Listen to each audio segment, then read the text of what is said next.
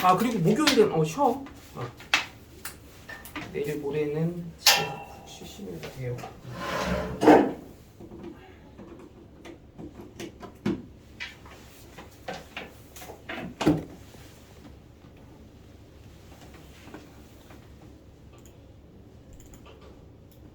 현서가 좀 늦네.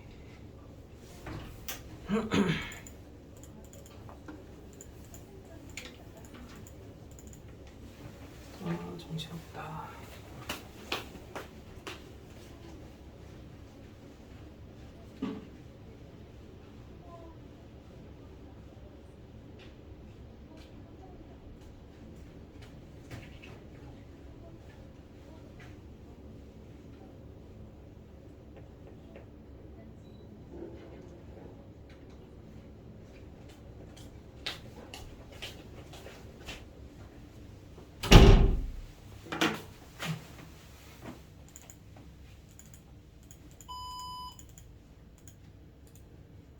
자 일단 그 수력 충전 질문풀이부터 시작해 볼게.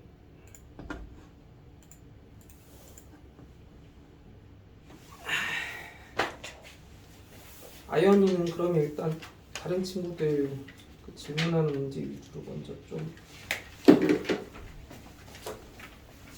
정리 좀 해보고 나머지 수업 시간에 지금 안 풀어보는 문제들은 꼭 개별적으로 더 풀어보고 난 다음에 궁금한 거 있으면 따로 질문하거나 이렇게 좀 정리해볼게. 잠깐만요. 어디부터였더라? 2차 방정식, 2차 방정식.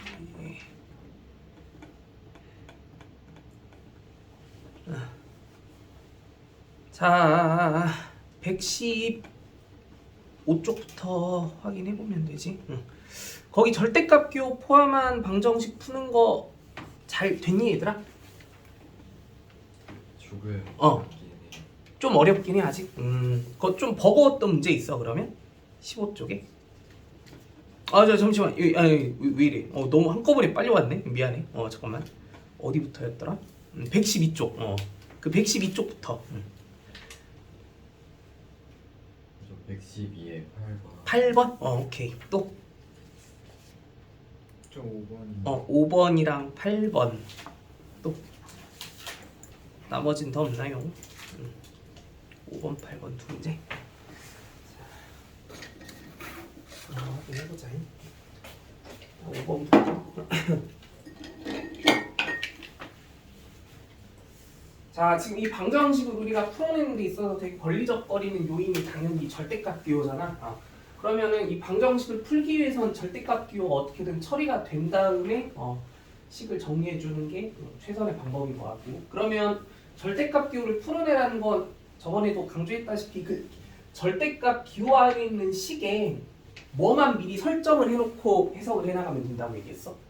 부호. 그치? 얘가 무슨 수일 때와 무슨 수일 때?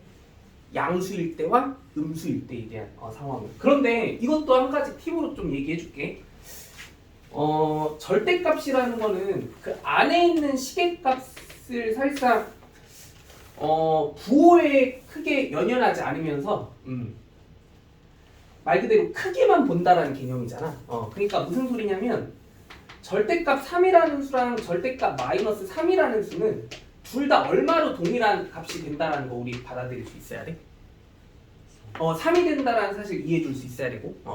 그러니까 사실 절대값 기호 안에 있는 어떤 식들의 관계가 딱 이런 식으로 무슨 차이만 있으면 값이 같을 수밖에 없는 관계가 되겠어?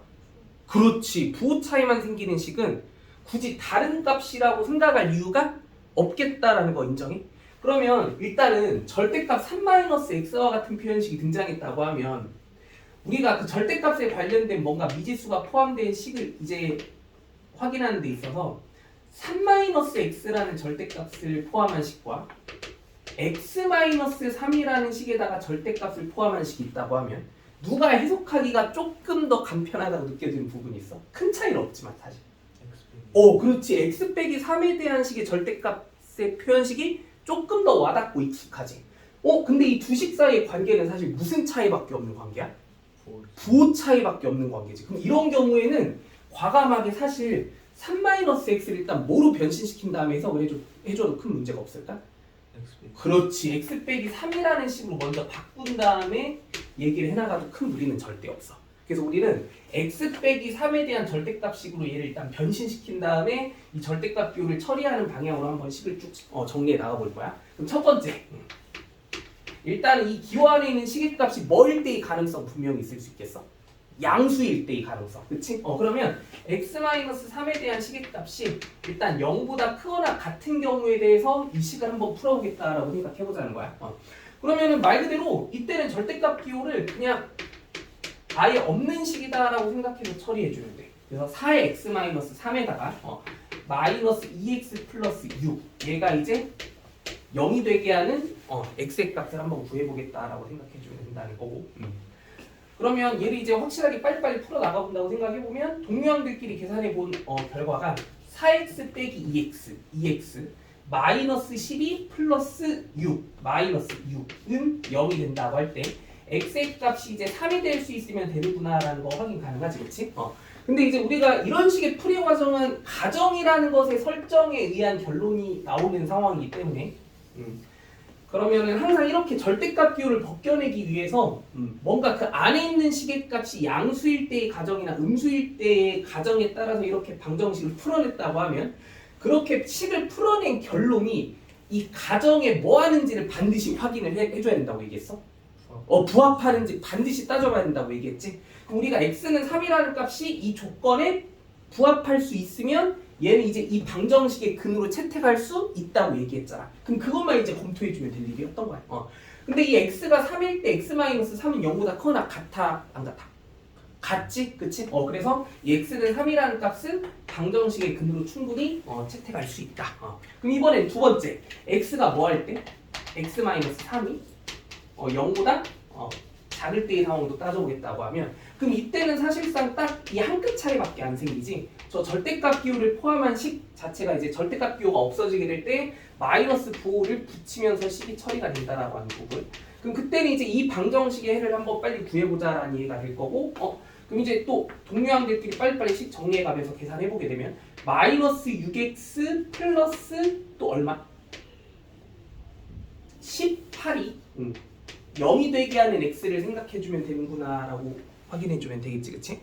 근데 여기에서 나오는 결론도 또 뭐가 돼버려? 또 x는 3이라는 시계값이 그대로 나와버리게 되지? 그치? 그러면 이렇게 얻어낸 이 결론이 이제 이 가정에 해당하는 조건에 부합하는지를 따져봐야 될 텐데 근데 이런 식의 설정에 의한 이 결론은 물론 이 가정에는 지금 뭐 할 수가 없는 상태이기는 해. 부합할 수 없는 상태이기는 하지. 그러면 이 가정에서 나온 이 결론은 방정식의 근으로 채택해서는 안 된다는 얘기로 받아들이면 하겠다라는 거. 근데 아무튼 x는 3이라는 게 사실 근데 이 첫 번째 가정에는 부합할 수 있는 게 맞긴 했으니까 그럼 결론적으로 아무튼 이 방정식에 해라고 하는 건 최종적으로 누구 하나밖에 없는 상황이다. 요거 3 하나밖에 없는 상황이다라고 얘기해주면 끝이었다라는 거야. 오케이? 이거 다 확인되니 얘들아? 자 오른쪽으로 가볼게요. 아까 몇 번이었지? 8번. 절대값 x-2가 절대값 6-3x랑 같아야 된다고 나와 있는 이 방정식의 해를 구해보자. 이때도 그러면 일단 이 오른쪽에 있는 절대값 기호가 포함되어 있는 이 식의 표현이 뭔가 이 안에 있는 식의 값이 먼수일 때와 먼수일 때 같은 거 구분짓게 될 때 양수일 때와 음수일 때 그 상황들을 좀 구분짓게 되는 과정에 대해서 이 순서가 조금 거슬리게 느껴지는 부분 분명히 있지. 근데 우리는 절대값에 대한 식의 계산 결과는 안에 있는 식의 값이 뭐에 영향을 받지 않으니까 부호에 영향을 받지 않으니까 6-3x라는 식은 3x-6이라는 식으로 바꿔준 다음에 생각을 해주는 게 조금 더 계산적 편의가 있을 수 있겠다라는 거, 그치? 그래서 얘를 3x-6이라는 식으로 일단 변신을 시켜보는 게 좋을 것 같고 그러면 우리가 이제 이 두 개의 절대값 기호에 대해서 각각의 절대값 기호 안에 있는 식들이 이제 본격적으로 뭐 할 때와 뭐 할 때에 대한 구분을 지어가면서 양수일 때와 음수일 때의 상황에 대한 구분을 지어가면서 이제 이 식을 풀어나가는 과정이 필요한 그런 상황인 것 같아.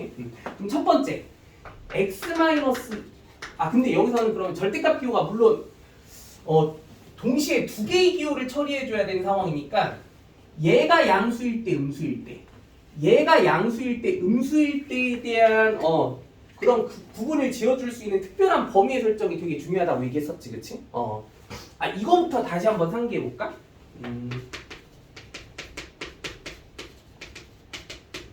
그럼 만약에 이런 절대값 기호가 포함된 방정식을 풀어나갈 때에는 이 두 개의 절대값 기호가 동시에 처리가 함께 되면서 이제 방정식을 쭉쭉 풀어나갈 수 있었어야 했는데 그러면은 이 절대값 기호들을 각각 벗겨내줄 수 있도록 하는 그 특별한 범위의 설정은 수직선상에서 우리가 어떤 부분들을 조금 확실하게 따져나가야 될 필요가 있었겠다라고 얘기했던 게 기억나야 돼.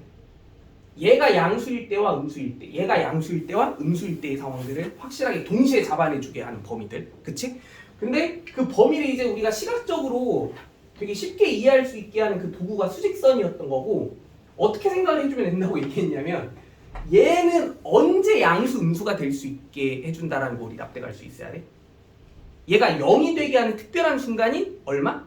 1을 기준으로 해서 생각을 해본다고 하면 1보다 뭐 할 때와 뭐 할 때? 작을 때와 클 때, 그치? 얘도 마찬가지로 뭐를 기준으로 해서 생각해보게 되면 3을 기준으로 해서 생각해본다고 하면 3보다 클 때 작을 때에 따라서 부호가 결정되는 식이다라는 거 받아들일 수 있지, 그치? 그러면 우리가 이 노란색의 식과 파란색의 식의 부호를 동시에 결정해주게 할 수 있도록 하는 그 범위에 대한 어떤 설정 자체는 1과 3이라는 이 두 가지 경계값이 되게 중요하구나라는 게 느껴져야 되고 그러면은 1보다 작을 때 1과 3 사이에 있을 때 3보다 클 때의 범위라고 하는 이런 조금 몇 가지 형태의 범위로 수의 범위를 딱 구분 지어 보게 된다고 하면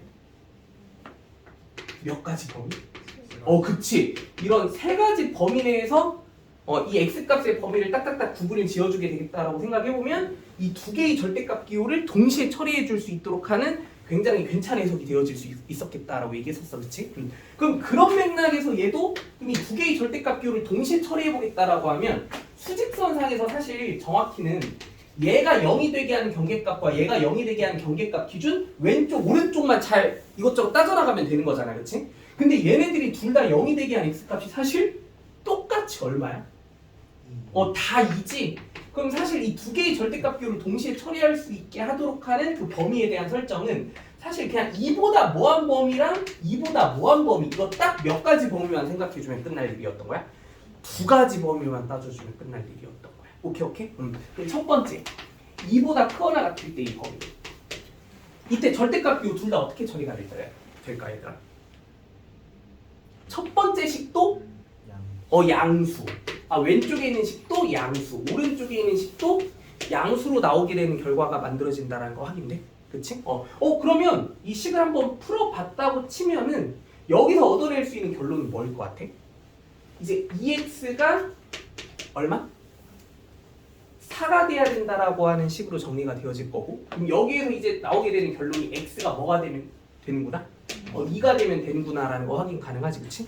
그럼 이 x가 2가 돼야 된다라는 이 결론이 이 가정에 부합하는지 따져보면 들리는 것 같은데 부합해 안 해? 하지? 그러면 이 2라고 한 x의 값은 저 방정식의 근 중 하나로 채택할 수 있게 된 상황이라는 거고 그럼 이제 마지막으로 x가 뭐 할 때까지만 확인해 볼 수 있으면 2보다 작을 때 이 상황까지만 따져볼 수 있으면 되겠다라는 거고 근데 이제 x가 2보다 작을 때는 둘 다 무슨 부호가 달라붙게 되면서 그렇지. 다 마이너스 부호가 달라붙게 된 식으로서 이 방정식을 풀어나가면 된다라고 생각해주면 되는 거잖아, 그렇지? 근데 이걸 풀어도 또 x가 얼마여야 된다라는 결론이 그대로 나와? 얘도 x가 2가 돼야만 성립할 수 있는 방정식인 거 느껴지지? 풀면 그렇게 되잖아, 그렇지? 근데 얘는 여기에는 물론 부합해 안 해? 안 하지? 그러면은 일단 이런 과정으로부터 해석된 이 2라는 x의 값은 여기서 이제 방정식의 근으로 생각해주면 안 된다라는 거기는 해. 근데 아무튼 위에서는 이 위에 있는 가정에는 x는 2라는 값이 정확하게 이 조건에 부합할 수 있는 x의 값이었기 때문에 그럼 이 2라고 하는 값은 아무튼 전체적인 맥락에서 이 원래의 방정식의 근으로는 확실하게 인정해 줄 수 있어야 되는 놈이 돼야 된다는 거야. 오케이? 근데 자 이거 한 가지만 더 얘기해 줄게. 잘 들어봐. 사실 여기 거기 8번부터 7번 그래 8번이랑 9번 같은 이런 형태의 절대값 기호가 포함된 방정식의 풀이는 이런 식으로 엄청 복잡하게 할 이유가 전혀 없기는 해. 우리가 그 절대값이라는 그 수학적 개념만 정확하게 인지하게 되면 사실 이렇게 각각의 절대값들끼리 같은지 아닌지만 서로 비교해보고자 하는 형태 이런 방정식의 풀이는 엄청 심플하게 할 수도 있기는 해. 이것도 한번 얘기 들어봐. 얘들아, 만약에 절대값 별이라는 수랑 절대값 세모라는 수가 같아야 된다라는 이 조건을 우리가 해석을 한번 해보겠다라고 하면 별과 세모 사이의 관계가 어떻게만 하면 된다라고 납득해 줄 수 있으면 될 것 같아. 어떤 두 수의 절대값이 같기만 하면 된대. 그럼 그 절대값 안에 있는 수들 사이의 관계는 어떻게만 하면 게임 끝인 것 같아. 그냥 극단적으로 아예 뭐 하던가? 그냥 안에 있는 수들이 아예 뭐 하거나? 다르거나. 잠깐 다르거나? 그냥 아예 같은 게 제일 괜찮은 상황인 거 맞아 아니야? 그럼 안에 있는 수들끼리 아예 같거나 아니면 무슨 차이만? 부호 차이만 생겼을 때 이 조건이 성립할 수 있겠다라는 느낌 들어 안 들어? 그럼 우리가 사실상 그냥 특정한 두 절대값의 식이 서로 같다라는 조건의 해석은 안에 있는 수들끼리의 관계가 어떻거나 어떻게만 하면 된다라는 결론을 내릴 수 있으니까 아예 같거나 그렇지 부호만 다르면서 같거나라는 결론을 내릴 수 있으니까 이 두 가지 해석에 의한 결론만 내리면 끝나는 방정식이다라고 생각해 주면 돼. 이거 이해돼? 그러면 이거 8번을 다시 한번 풀어보자.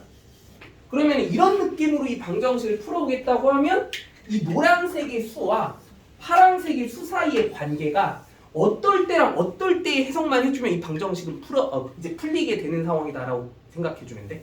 두 식이 아예 뭐 하거나 아예 같거나 아니면 뭐가 하나 달라붙은 상태로 마이너스 부호가 하나 달라붙은 상태로 같아지거나 그치? 그러면 사실 이 방정식의 풀이 자체는 x-2랑 그 6-3x라는 식 사이의 관계가 첫 번째 서로 아예 뭐 하거나 그렇지 아예 같거나 아니면 한쪽 식에 마이너스가 달라붙게 된 식이 같아지게 하는 상황을 따진다거나 이 두 가지 케이스에 대해서 x의 값들을 구해보겠다라고 하면 이 두 가지 상황에 대한 결론으로부터 얻어낸 x의 값들이 이 방정식의 해가 될 수 있다라고 얘기해주면 끝인 거야. 오케이? 그럼 이거 첫 번째 방정식 풀면 뭐 나와? 2. 그치? 여기서 x는 2 나오지? 그리고 이거 풀면 어떻게 될 것 같아? 얘도 또 2지? 그러니까 우리가 아까 얻어낸 결론이 근데 방정식의 해가 요거 이 하나밖에 없었던 거 기억나 안 나? 이렇게 해석해줘도 수학적으로 전혀 문제 없겠다라는 거 인정해주자라는 거야. 알겠지? 그럼 9번도 어떻게 풀어야 될지 이제 느낌 오지? 근데 이거는 이제 하나의 뭔가 개념 같은 상황으로 받아들일 수 있으면 좋을 것 같아. 그냥 단순히 뭔가 서로 다른 두 식이 이제 절대값끼리 서로 같아야 된다라고 하는 그런 방정식의 해석은 그 절대값 안에 있는 식들끼리의 관계가 아예 같거나 아니면 살짝 무슨 차이만?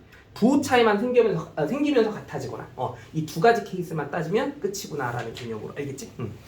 자 다음 쪽으로 가볼게요. 그래서 이런 식으로 뭔가 이제 우리가 하나하나씩 쌓아나가야 될 상식이 굉장히 많아질 거기는 한데 이겨내보자고. 자 113쪽 여기 뭐 2차 방정식 푸는 문제 자체는 딱히 어려운 거 없었지? 114쪽은 어땠어요? 더워지냐? 114쪽 여기도 넘어가요?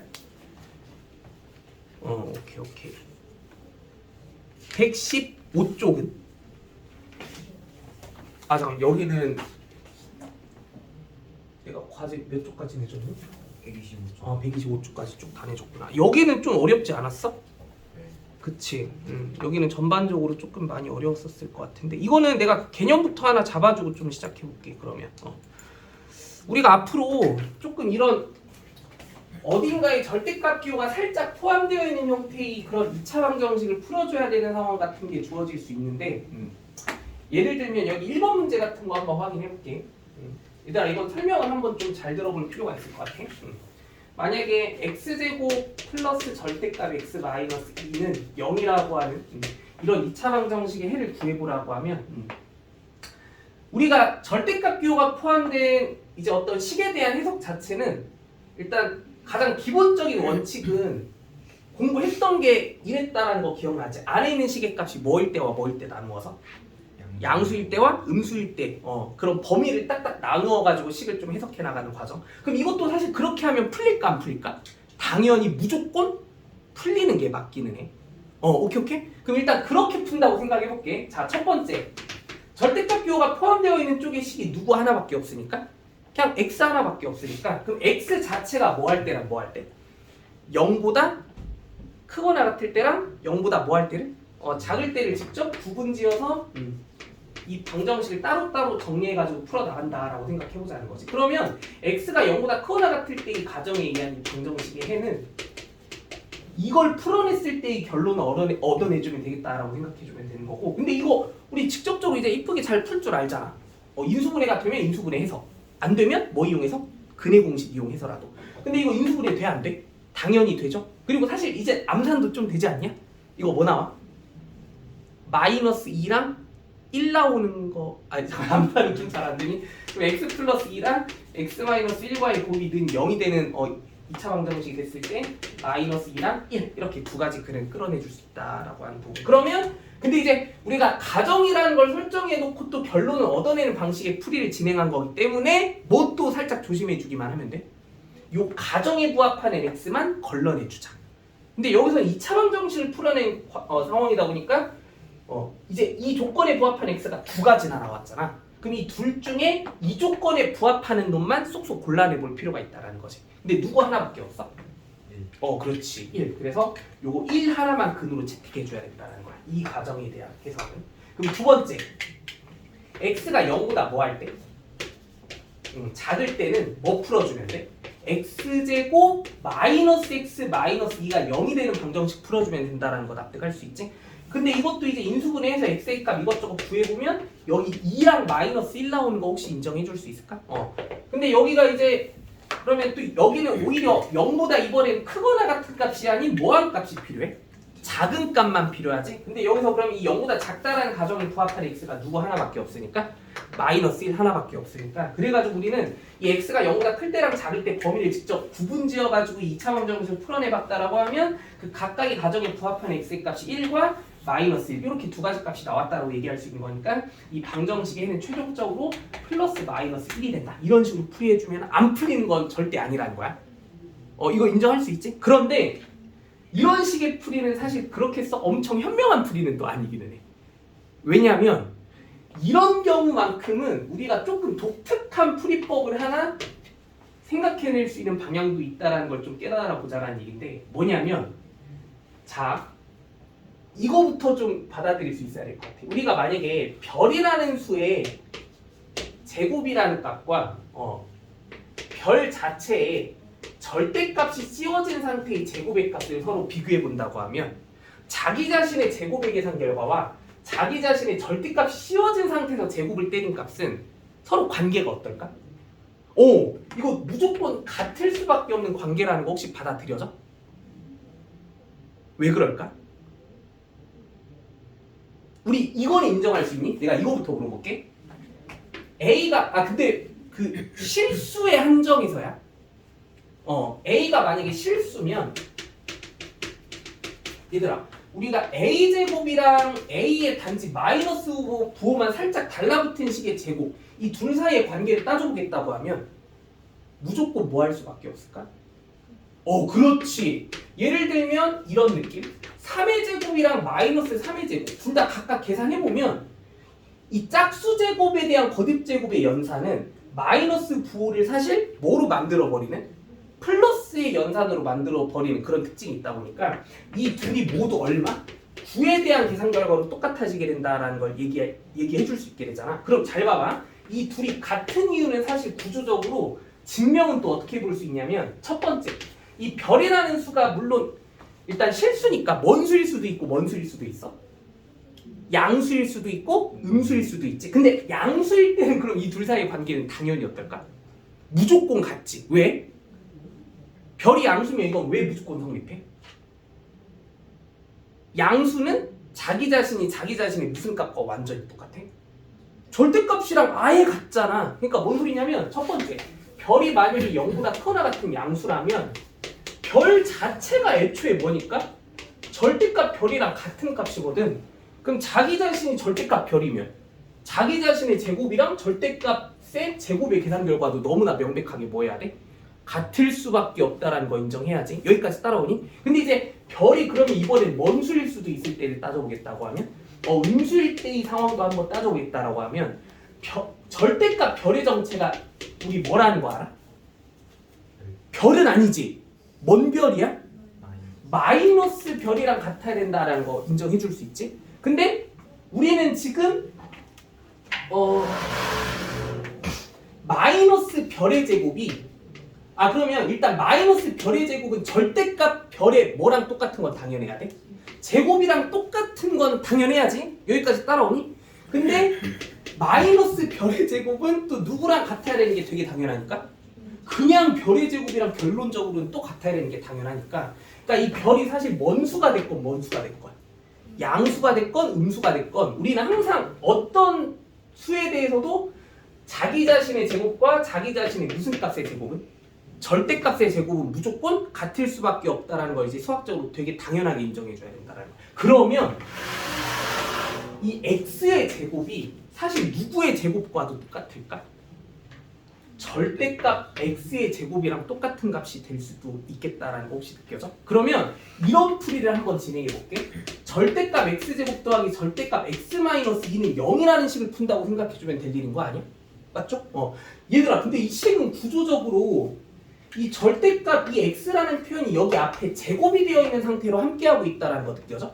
그럼 내가 이 절대값 x라는 식을 별이라는 문자로 만약에 치환을 해보겠다고 하면 얘가 뭐에 해당하는 식이라는 게 받아들여져야 돼?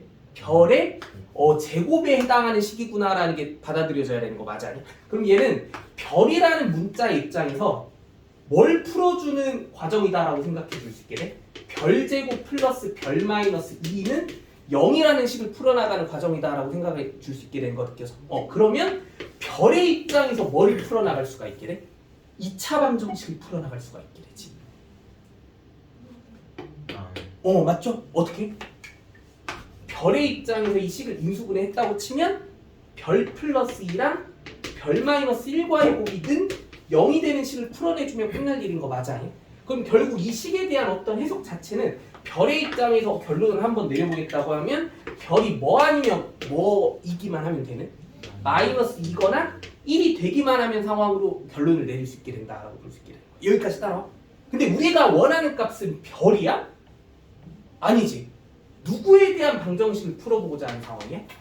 x에 대한 방정식을 풀어보고자 하는 상황인 거잖아. 그러면 식을 만족시키는 별을 구하는 게 최종 목표가 아니고 뭘 구하는 게 최종 목표이기 때문에 x를 구해야 되는 게 최종 목표이기 때문에 이 별을 다시 누구로 되돌려두면? 그렇지. 우리가 누굴 별이라고 놓기로 했어? 절대값 x에 해당하는 식을 별이라고 놓기로 했던 거잖아. 그럼 이 별이 누구로 다시 원상복귀 되면? 좀 어렵니? 얘가 이제 절대값 x라는 식으로 다시 원상복귀 됐다라고 치면 절대값 x가 마이너스 2나 1이 되게 하는 x를 구하는 게 최종 목표였다라고 얘기해줘야 돼. 근데 절대값의 계산 결과는 무조건 뭐한 값일 수밖에 없어? 0보다 크거나 같은 값만 허용해야 되는 거 맞아 아니야? 근데 지금 이렇게 내려진 결론은 절대값 x가 얘가 되는 상황, 얘가 되는 상황 다 따져보자고 나와 있는데 얘가 되는 상황은 현실적으로 어떤 상황이야?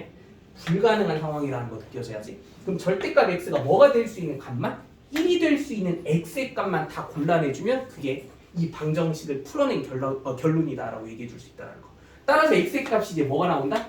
플러스 마이너스 이런 두 가지 값이 나올 수 있게 된다라고 하는 이런 식인 거야.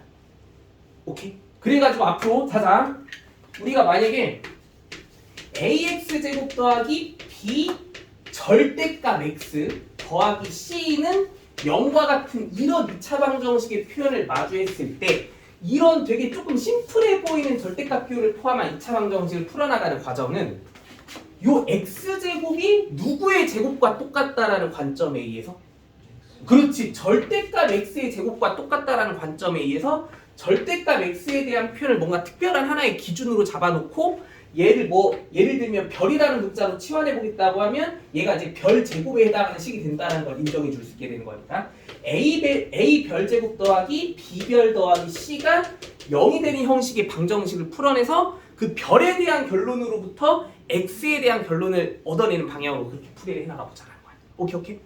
근데 이런 거는 근데 이런 방식으로 못 풀어. 막 문제가 이렇게도 나올 수도 있거든. 이런 거는 그럼 어떻게 풀어야 될까, 얘들아? 이런 거. 이런 거는 방금과 같은 이런 풀이가 통할 수 있는 형식이라고 볼 수 있을까, 없을까? 딱히 없지. 그래가지고 만약에 이런 구조의 절대값 기호가 포함된 조금 형태가 복잡해 보이는 방정식을 마주하게 되면 이런 걸 풀어야 되는 상황이 있다고 하면 이때는 어쩔 수 없어. 그냥 되게 본질적인 해석으로 가주기만 하면 풀리기는 해. 아까 처음에 풀이해준 방법이 있지. 그냥 이 절대값 기호를 완벽하게 뭐 해주는 방향의 설정만 해주면 이 절대값 기호를 완벽하게 뭐 해줄 수 있도록 하는 그 벗겨내줄 수 있도록 하는 그 범위의 설정만 해주는 방식으로. 오케이? 그러니까 이런 형식의 2차 방정식 같은 경우는 그냥 되게 정직하게 풀어나가는 흐름으로 가주시면 된다는 거. 절대값 기호를 그냥 완벽하게 뭐 해서 벗겨내가지고 풀어내주는. 야, 그러면 이제 뭔가 좀 깨달음이 있는 상황인 것 같기는 한데 거기 뭐 1번부터 6번까지 이거 문제 싹 다 어떻게 풀자라는 얘기야? 그 x제곱을 누구로 변신시킨 다음에 절대값 x제곱이라는 식으로 변신시킨 다음에 절대값 x의 시계값을 선제적으로 먼저 구해서 그 절대값 x의 결론으로부터 x의 값을 알아내는 방식으로. 오케이? 자, 거기 117쪽 판별식 문제는 괜찮았을까요? 116, 117 여기 다 그냥 연산 문제였잖아. 여기는 사실 그냥 뭐 어려운 거는 딱히 없는 게 당연해 보이고 그냥 문제가 안 풀려 있는 거는 그냥 말 그대로 안 푼 것 뿐인 것 같아. 못 푼 게 아니고. 맞죠? 118쪽도 마찬가지지. 116, 117, 118은 넘어가도 돼요. 거의 근데 문자가 좀 복잡하게 뒤섞여 있는 식들에 대한 판별식에 관한 문제들 거의 118쪽 이거 괜찮았어? 여기도 다 심플했어? 아니야? 어떤 거 어려웠어? 31번. 오, 좋아요. 31번 또 31번 식이 조금 많이 복잡해 보이긴 하지. 요거 31번 한 문제만 확인해 보면 될까요? 오케이. 31번만 볼게요. 자, 주어진 2차 방정식이 무슨 근을 가지기 위한 조건 해석해보자. 허근을 갖기 위한 조건 해석해보자고 나와있지. 그럼 이제 우리가 2차 방정식의 근이 무슨 근을 가지는지에 대한 조건의 해석은 그 판별식이라는 것에 의존해서 그 판별식의 부호가 0보다 크냐 0이냐 0보다 작냐에 대한 해석에 따라 서로 다른 두 실근 중근 서로 다른 두 허근을 가질 수 있도록 하는 그런 상황을 이제 만들어주는 게 핵심이라는 건데 여기선 허근을 갖게 해주래. 그러면은 판별식의 부호가 뭐한 상황을 연출해주라는 뜻이야? 0보다 작아질 수 있도록 하는 상황, 그치? 근데 그 판별식의 식을 이제 계산해주는 과정에 대해서 생각해볼 때 이 x의 개수가 뭔가 짝수의 형식을 띠고 있다라는 느낌이 들면 우리가 무슨 판별식 써서 계산해주기로 했어? 짝수 판별식, 그치? 몇 분의 d?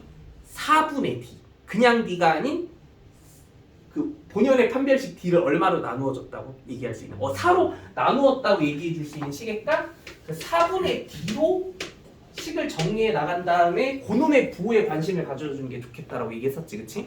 그럼 이제 짝수 판별식 4분의 d의 값 계산해보면 이거를 뭐한 식의 제곱을 해야 돼?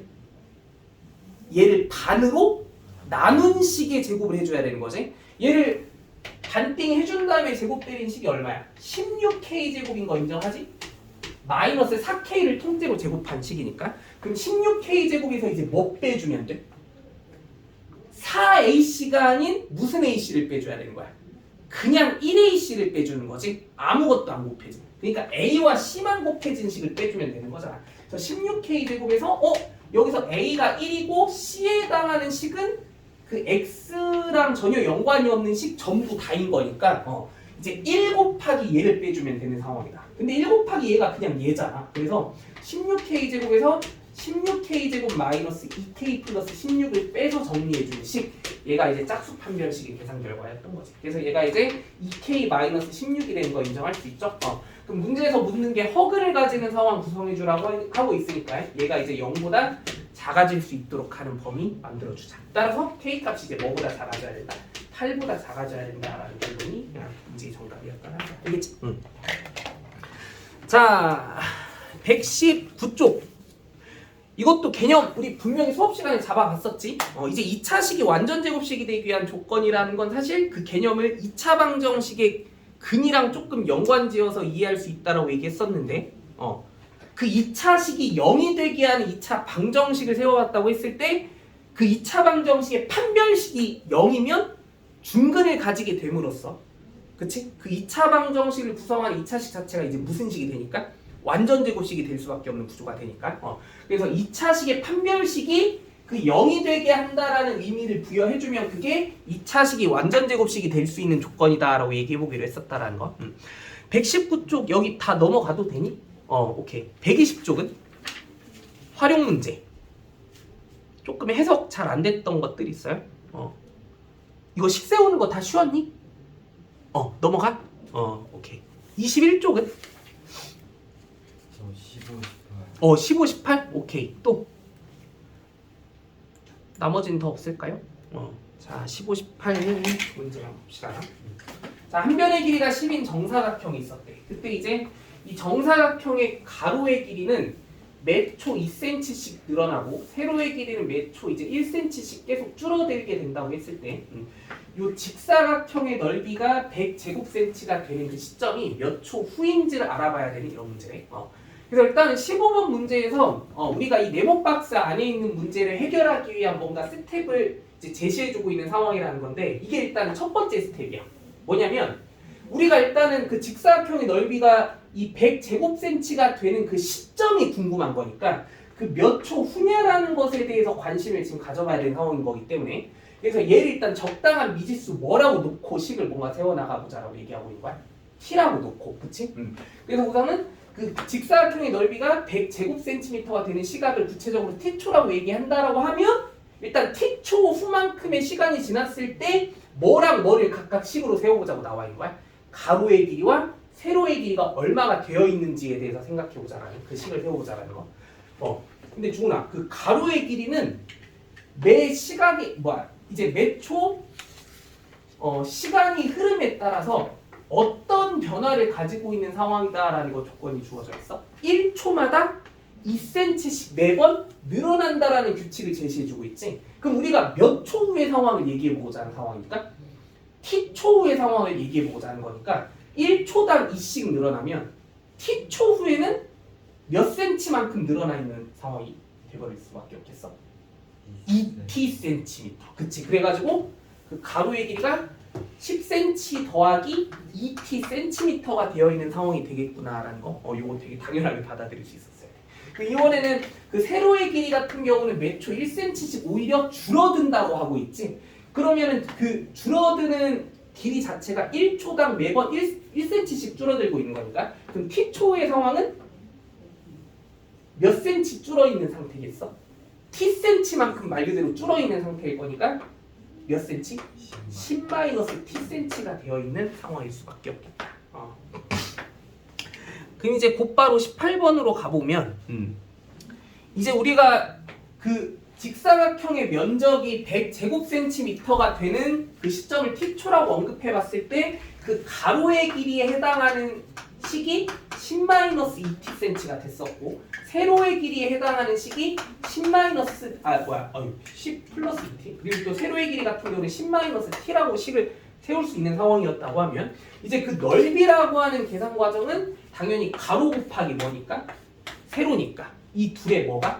곱이 얼마가 될 수 있도록 하는 그 100이 될 수 있도록 하는 이 뭐를 구해주겠다고 하면 t를 구해주겠다고 하면 이제 비로소 직사각형의 넓이가 100제곱cm가 되는 시점에 그 시간이 몇 초 후인지가 바로 나오게 된다는 거. 오케이?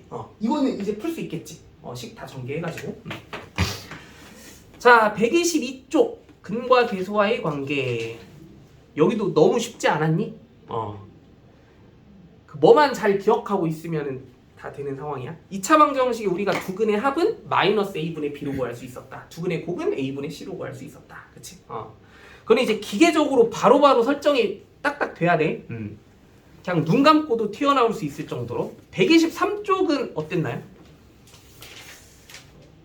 전부 다 쉽진 않았을 것 같긴 한데 거기 조금 뒤쪽에 있는 문제들은 해결하기 어려운 것들 꽤 있지 않았어? 아닌가? 뭐 한 16, 17, 18 이런 거 다 괜찮았니? 오케이 그럼 넘어갈게요. 124쪽 그 두근의 비율이 몇 대 몇이다라는 걸 언급해주고 있을 때 거기 뭐 2차 방정식을 구성하는 2차식의 미정계수 판단해주는 문제들 같은데 이거 다 괜찮나? 아 여기부터 좀 안 했나? 오케이. 그러면 여기는 이제 우리가 목요일날 아마 쉬게 될 거니까 그때 이제 집에서 너무 놀지만 말고 이거 밀린 숙제는 꼭 마무리해와서 다시 질문해 보는 쪽으로 그렇게 한번 가보도록 할게. 알겠지? 그 목요일날은 이거 꼭 문제 열심히 조금 다음 시간까지 풀어올 수 있도록 해보세요. 토요일까지. 알겠지? 오늘 숙제 플러스 그럼 이건 한 번 더 기회를 주고 그때 질문풀이 해보는 쪽으로 가볼게요. 자, 짤강으로 다시 넘어가 볼게.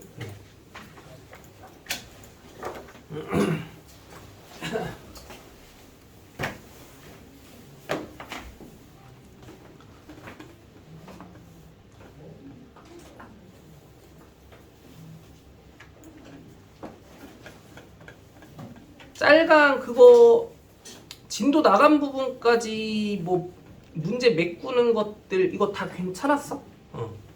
중간중간 혹시 뭐 조금 되게 어렵게 느껴졌다 싶었던 문제들이 있나? 우리 65쪽까지 했던 거 맞죠?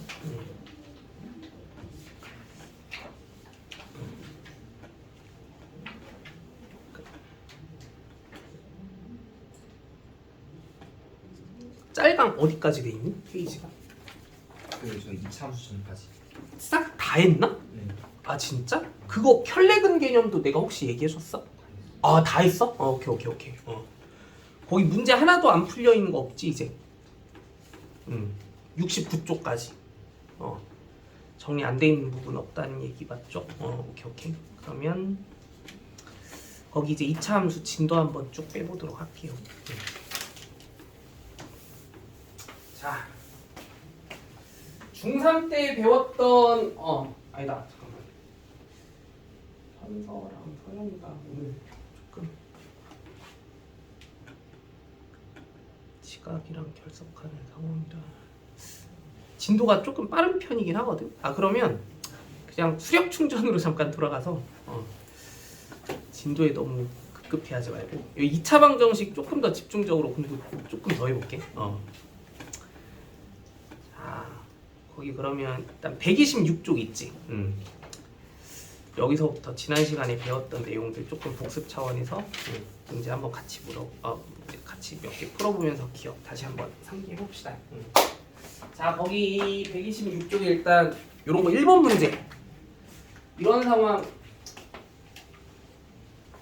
이제 문제 풀어보라고 하면 어떻게 해결했었는지 다시 한번 확인해 보자는 거고. 자. 이거 기억나지? 특정한 뭔가 두 수의 값을 제시해 줬을 때 그 두 수 자체를 두근으로 취하게 되는 2차 방정식 만들어 보라고 하는 문제. 그치? 근데 x제곱의 계수가 특별히 뭔가 식을 깔끔하게 정리해 주기 위한 그런 표현의 편의상 x제곱의 계수가 그렇게 또 1로 세팅되어 있는 2차 방정식 만들어 보자라고 했었던 거. 그래서 1번 문제 같은 경우는 2와 마이너스 1을 두근으로 취한 2차 방정식 만들어 보자고 하고 있는데 이런 거는 이제 만들어낼 수 있는 어떤 형식 자체가 두 가지 타입이 있었지. 그 첫 번째 타입은 처음부터 뭐가 되어 있는 형식. 인수분해가 그냥 아싸리 되어 있는 형식으로 식을 작성해 버리는 방법. 이런 거 하나 있었고 또 뭐가 되어 있는 형태로? 전개되어 있는 형태로 식을 만들어주는 방법. 그럼 첫 번째 타입으로 2와 마이너스 1을 두근으로 취하는 x제곱의 계수가 1인 2차 방정식 만들어 보라고 하면 한 방에 어떤 식으로 작성할 수 있어야 돼? 얘네들을 넣었을 때 식의 값이 정확히 뭐가 될 수 있도록 하는? 0이 될 수 있도록 하는 1차식들끼리의 곱배식으로. 그럼 그게 누구랑 누구겠어? x-2랑 x 플러스 1이라는 거 되게 당연하게 느껴지지? 그래서 얘가 는 0이 된다라는 이런 식으로 한 방에 작성해주는 방법과 또 뭐도 반드시 알고 있어야 된다고 얘기했어? 식이 처음부터 뭐가 되어 있는 형태로? 전개되어 있는 형태로 식을 만들 수 있는 방법도. 그래서 x제곱 플러스 어쩌구 x 더하기 어쩌구는 0이라고 하는 2차 방정식을 만들어 본다고 할 때 이 각각의 빈칸만 그 특정한 수를 적절하게 잘 채워넣을 수 있으면 되겠다는 얘기인데 이 노란색 빈칸 같은 경우는 어떻게 채워넣어야 되는 게 맞아? 마이너스 예분의 얘가 뭐라는 거 우리 알고 있어야 돼? 두근의 합이라는 거 알고 있어야 되니까 그러면 이 노란색 빈칸을 채우기 위한 해석은 두근을 서로 뭐 해봐야 알 수 있다? 더해봐야 알 수 있다라고 얘기했던 거 기억나지? 두근의 합이 얼마야? 1이지? 근데 마이너스 a분의 b가 두근의 합이니까 그럼 이 노란색 빈칸 안에 들어가야 될 적절한 수는 얼마? 마이너스 1이구나 라고 생각해줘야 되는 거 받아들일 수 있어야지. 그리고 또 그럼 이 파란색 빈칸 안에 들어가야 될 적절한 수는 뭐야? a분의 c가 두근의 곱이니까 그치? 그러면 이 두근을 서로 뭐한 값? 곱한 값 그치? 그 곱한 값이 그냥 이 파란색 빈칸을 그대로 채워주면 되는구나. 근데 그게 얼마야? 마이너스 2인 거 바로 보이죠? 그래서 x제곱 마이너스 x 마이너스 2는 0이라는 식을 세울 수 있게 된다고 하면 2차 방정식 깔끔하게 바로 만들어지게 된다. 오케이? 근데 그럼 이렇게 두근 자체가 표현이 이렇게 되게 단순한 경우에는 이 두 가지 형식 중에 어떤 방식으로 2차 방정식을 작성하는 게 그나마 조금 더 효율적인 상황인 것 같기는 해. 인수분해 되어 있는 형식으로. 그치? 그런데 이제 만약에 7번이나 뭐 10번 같은 뭐 이런 상황처럼 근으로 취해야 되는 그 어떤 두 수의 표현 자체가 막 무리수나 이런 허수에 대한 표현 같은 게 조금 복잡하게 섞여 있는 그런 경우에는 이제 사실 그 작성된 2차 방정식의 표현이 그 인수분해 되어 있는 형식으로 그렇게 가는 것보다는 처음부터 뭐가 되어 있는 형식으로 식을 설정하는 게 전개되어 있는 형식으로 설정하는 게 오히려 더 보기 좋겠다라고 얘기했던 것도 기억나지, 그치? 그럼 만약에 루트 3 플러스 마이너스 2와 같은 이런 두 가지 값을 근으로 취한 2차 방정식을 작성해 보라고 하면 얘는 인수분해 되어 있는 형식보다는 처음부터 전개되어 있는 형식의 식으로 작성해 주는 게 좀 더 보기 좋겠다라고 얘기했었어. 그럼 한 번에 작성해 볼까? 어떻게 돼? x제곱. 그럼 1창의 계수 우리가 어떻게 세팅해야 돼? 두근의 합에 마이너스로 설정해 줘야 되는 거 느껴지지? 근데 두근의 합이 얼마예요? 2루트 3이지? 그럼 어떤 2루트 3? 마이너스 2루트 3x. 그치? 그리고 상수항 같은 경우는 사실 그 상수항 그 자체가 항상 뭐랑 완전히 매치가 됐어? 그냥 두근의 곱 그 자체였지? 그럼 이 두근의 곱을 계산해 보면 얼마니까? 1이니까 플러스 1은 0이라는 식만 세워주면 그냥 이게 루트 3 플러스 마이너스 루트 2를 두근으로 취하는 2차 방정식이 될 수 있었다. 그치. 근데 이게 그러면 우리가 만약에 얘를 인수분해 되어 있는 형식의 2차 방정식의 형태로 표현을 굳이 해보겠다라고 하면 어떻게도 쓸 수 있는 게 맞기는 맞아. 지저분해 보이긴 하지만 x에서 각각 얘네들을 뭐한 식들끼리의 곱 그렇지. 그래서 x 마이너스 루트 3 플러스 루트 2랑 x 마이너스 루트 3 마이너스 루트 2의 곱이는 0이라는 식을 작성해도 틀린 건 아니라는 거야. 식이 그냥 뭐해 보일 뿐 뭔가 좀 지저분하고 낯설게 느껴질 뿐. 그치? 그러니까 이 두근을 취하는 2차 방정식의 어떤 표현 자체는 아무튼 이거 두 가지가 다 정답이긴 하지만 좀 더 보기 좋은 형식은 뭐다? 처음부터 전개되어 있는 식으로 식을 작성해 주는 거. 그치? 자, 그러면 딱 한 문제만 더 연습해 볼게. 여기는 나머지는 다 숙제야. 12번 1 플러스 루트 1 플러스 3i랑 1 마이너스 3i를 두근으로 취한 2차 방정식 요거 한번 싹 다 작성해 봅시다.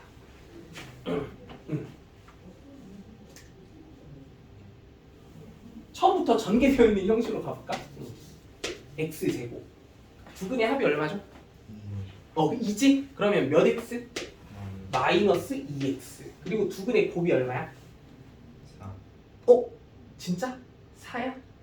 10이지? 그래서 두근의 곱이 이제 10이니까 플러스 10은 0이 돼야 되는 2차 방정식이 돼야 된다. 오케이? 그럼 잠깐만 내가 이런 거 한번 질문해 볼게.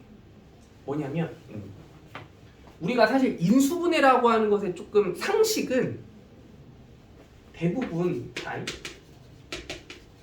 이런 2차식 같은 경우 우리가 인수분해가 된다고 해? 안 된다고 해? 된다고 하지? 그리고 어떻게 해주면 되는 부분도 맞고 x-3이랑 x 플러스 1과의 곱배식으로 정리해주는 게 맞긴 맞고 근데 x제곱 마이너스 2x 마이너스 1이라고 하는 식 같은 거를 한번 인수분해라는 걸 해보라고 하면 우린 얘 같은 경우는 인수분해가 뭐 한다고 판단이 되어진 상황이야? 안 된다고 그렇게 판단이 되어지는 상황이지. 근데 사실 수학에서 2차식 중에서 인수분해가 안 되는 식은 없어. 그게 무슨 말이냐면 인수분해가 된다 안 된다의 그 일단은 기준 자체는 그 우리가 고등학교 수학에서 다루는 그 상식적인 측면에서는 이렇게 뭔가 그 각 항들의 그 개수에 대한 표현이 이렇게 뭔가 정수의 형태를 띠고 있는 경우만 인수분해가 된다라고 그냥 인정을 해주는 부분이라는 거고 근데 이제 그 x 주변에 뭔가 이제 여기 주변에 달라붙게 되는 수 자체가 굳이 먼 수가 아니어도 이렇게 되게 딱딱 깔끔한 형태의 먼 수가 아니어도 정수 같은 게 아니어도 그럼 심지어 무슨 수나 무슨 수 같은 게 조금 함께 하게 된다고 해도 무리수나 허수 같은 막 이런 조금 조잡한 수들이 함께 한다고 해도 사실 그것도 인수분해가 안 됐다고 얘기하기는 그 인수분해가 안 됐다고 얘기하는 거는 그 올바른 얘기는 아니라는 거야. 그래가지고 이제 시험 문제에 이런 게 나와. 얘를 인수분해하라는 거지. 근데 얘를 인수분해하라는 그 문제가 등장한다라고 하면 반드시 수식어가 달라붙게 돼. 복소수 범위 내에서. 이게 무슨 말이냐면 얘는 이 2차식에 대한 뭔가 표현을 구성해주는 수식들 자체가 그러니까 그 1차식들 각각의 표현 자체가 이 개수들이 다 뭐로 표현되어 있는 상황이기만 해. 정수로 표현되어 있는 상황이기만 하잖아. 그럼 이런 건 사실 엄밀히 따지면 정수 범위 내에서 인수분해인 거야. 오케이? 근데 만약에 무슨 범위 내에서 인수분해를 해보라고 하는 상황 같은 게 등장하게 되면 복소수 범위 내에서 뭔가 2차식을 인수분해하라는 상황이 등장하게 된다고 하면 어거지로라도 x 주변에 막 무슨 수들이 함께하는 식들끼리의 곱 정수가 아니어도 되는 수들이 함께하는 식들의 곱으로 식을 정리해줬다고 하면 그 결과물을 우리는 복소수 범위 내에서 인수분해가 됐다고 이제 얘기하는 거야. 그럼 아까 이거 있지? 이 2차 방정식은 누구랑 똑같아 얘들아? 얘는? 누구랑 똑같아? 얘는? 얘네 두 가지 값을 근으로 취한 2차 방정식이었잖아. 그럼 사실상 x에서 1 플러스 3i를 뺀 식과 x에서 1 마이너스 3i를 뺀 식끼리의 곱이 는 0이 된다라는 2차 방정식이랑 똑같은 식인 거 맞아 아니야? 그럼 그 얘기가 사실 이 노란색의 식이 이 파란색의 식과 어떻다라는 얘기인 거야? 같다라는 얘기인 거지. 그럼 그 얘기가 무슨 소리냐면 이 노란색의 식이 만약에 뭔가 x에 관한 1차식들끼리의 곱으로 뭐가 되어 있는 형식으로 인수분해가 되어 있는 형식으로 식이 정리돼야 된다라고 하면 이런 뭐에 대한 수의 표현까지 허수와 같은 수의 표현까지 그렇게 조금 낑겨 넣어가지고 식을 정리해주면 된다는 얘기인데 그럼 이런 게 바로 얘가 된다라고 하는 식의 관계 자체가 무슨 범주 내에서? 그렇지 복소수 범주 내에서 2차식이 뭐가 되어 있는 상황이다라는 인수분해가 되어 있는 상황이다라는 그런 의미를 가지게 된다라는 얘기를 하는 거야. 이거 그러면 복소수 범주 내에서 인수분해 해보자. 어떻게 될까? 잘 모르겠어? 얘는 그럼 복소수 범주 내에서 인수분해를 하겠다라고 하면 사실 뭐의 정체만 알아내면 끝인 것 같아? 얘가 는 0이 되게 하는 x가 뭐가 있는지만 알면 끝인 거 맞아 아니야? 근데 우리 얘가 는 0이 되게 하는 x 구할 줄 알아 몰라? 알잖아. 무슨 공식? 근해 공식. 뭐 나와? 짝수 공식 알지? 뭐예요?